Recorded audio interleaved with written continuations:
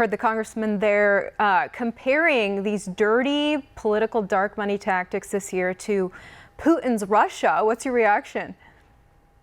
This is a very successful strategy that Democrats have been using for close to the past 20 years. They have had a consolidated donor network that over the past 2 decades has been able to deploy close to over $1 billion in nonprofit resources to help reshape the American electorate and campaigns. What we're seeing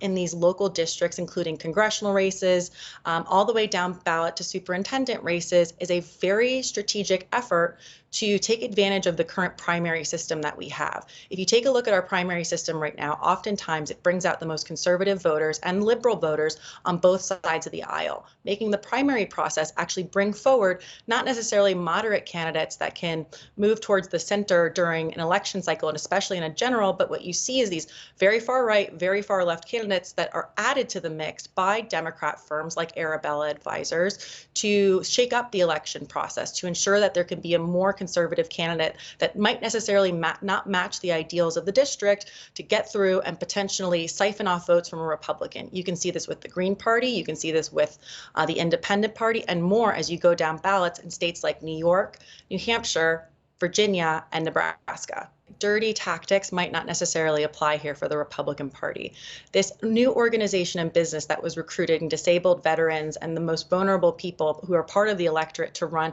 I think is certainly disingenuous as opposed to a broader Republican strategy, which is to keep and support candidates of diverse backgrounds, whether it's through the Independent Party, the Libertarian line, or the Green Party, like you saw with Jill Stein and Colonel West, to siphon votes away from Democrats. That is a transparent process that Republicans have commented on. You can see their efforts in Michigan, certainly in Wisconsin and Ohio, these critical swing states, to keep these candidates on the ballot because more often than not, they're very far left. The candidates and the individuals voting for them are exceptionally supportive of these policies. So in reality, you're just giving people the opportunity to choose and the candidate of their choice, specifically more liberal Democrats, as opposed to what you're seeing at this congressional level that Zach Nunn has asked for an investigation on, which is certainly predatory, much more localized, and a very intentional efforts by Democrats to sway the general electorate.